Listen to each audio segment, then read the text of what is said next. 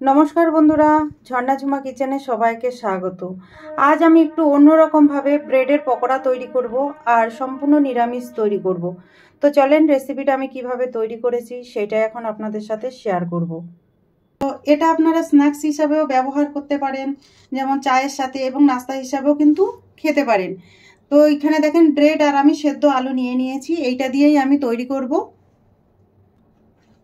এখানে দেখেন আমি একটা বাটি নিয়ে নিয়েছি, তার মধ্যে আমি দেখেন নিয়ে নিচ্ছি বেসন।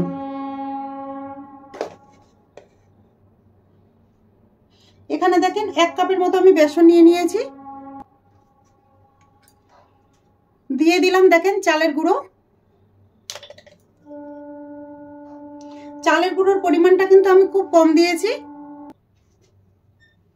টেস্ট হিসাবে আমি নুন দিয়ে দিলাম, হলুদ গুঁড়ো, লঙ্কা গুঁড়ো, ধনেপাতা কুচি, কাঁচা লঙ্কা কুচি দিলাম কিছুটা, দিয়ে দিলাম সামান্য হিং, কিছুটা দেখেন গোটা তিল দিয়ে দিলাম। তিল দিলে কিন্তু মুখে পড়লে খেতে খুব ভালো লাগে। আপনারা চাইলে কিন্তু এখানে পোস্তটাও দিতে পারেন। দিয়ে দিলাম দেখেন সামান্য গোটা জিরে। এখন এইগুলো একটু ভালো করে মিশিয়ে নেব।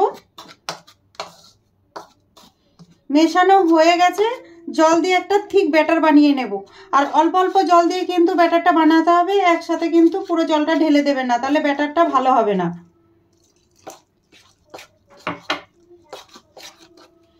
এইভাবে অল্প অল্প জল দিয়ে কিন্তু ঠিক ব্যাটার তৈরি করে নিতে হবে।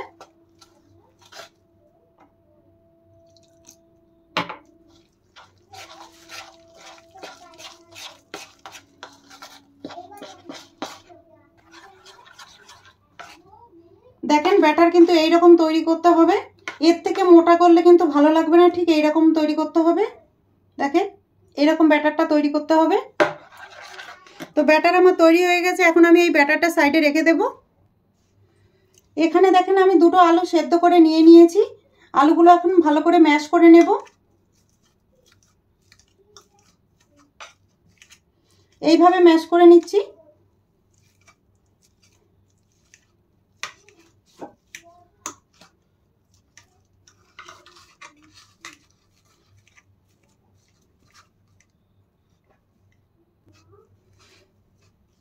দেখেন ভালো করে ম্যাশ করা হয়ে গেছে।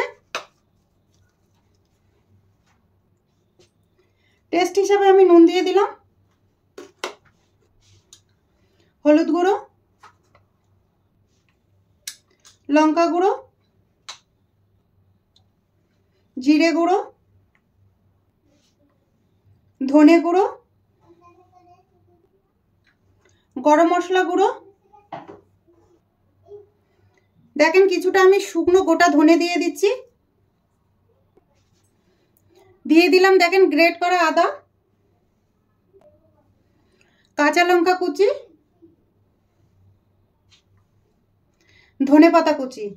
আপনারা চাইলে কিন্তু এখানে পেঁয়াজ আর রসুনটা অ্যাড করতে পারেন, আমি যেহেতু নিরামিষ করছি সেজন্য আমি আদা দিয়ে করছি। এখন এই সব উপকরণ আমি একসাথে মিশিয়ে নেব আলুর সাথে।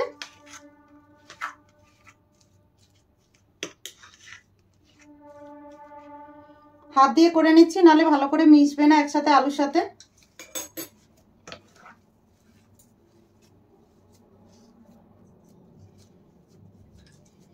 দেখেন ভালোভাবে আমি মিশিয়ে নিয়ে নিয়েছি। আলুর মশলাটা আমি সাইডে রেখে দিলাম। এখানে দেখেন ব্রেড আমি নিয়ে নিয়েছি, ব্রেডগুলো এখন আমি কেটে নেব। এখানে 1 পিস ব্রেড আমি নিয়ে নিলাম। দেখেন এখানে আমি একটা গ্লাস নিয়েছি, গ্লাসটা দিয়ে এখন এখানে ব্রেডটা মাঝখান থেকে আমি কেটে নেব। আপনাদের কাছে যদি কুকিজ কাটার থাকে সেটা দিয়ে কাটতে পারেন। দেখেন এইভাবে আমি কেটে নিয়েছি। আর এইটা কিন্তু রেখে দেবেন, ফেলবেন না, এইটা দিয়ে কিন্তু ব্রেড ক্রাম্বস আপনারা তৈরি করতে পারবেন। এখন এইটাকে আমি একটু বেলে নেব বেলনা দিয়ে, এইভাবে। দেখেন একটু বড় হয়ে গেছে। এখন এর মধ্যে কিছুটা যে আলু মশলাটা আমি বানিয়ে রেখেছিলাম সেটা দিয়ে দেব।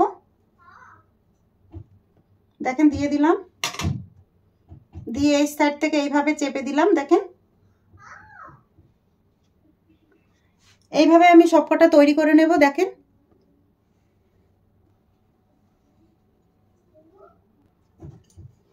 আরো একটা দেখেন কেটে নিয়েছি, এটাকেও বেলে নিচ্ছি।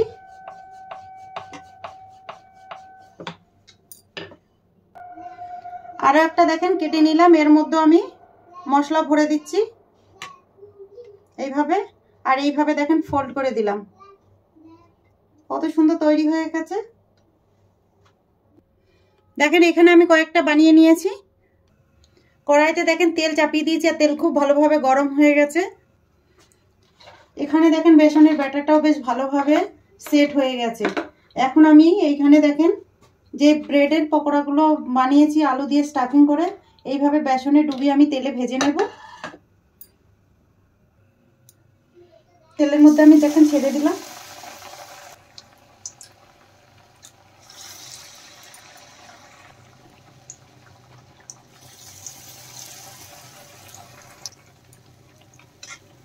উল্টে পাল্টে ব্রেডের পকোড়াগুলো আমি ভেজে নেব।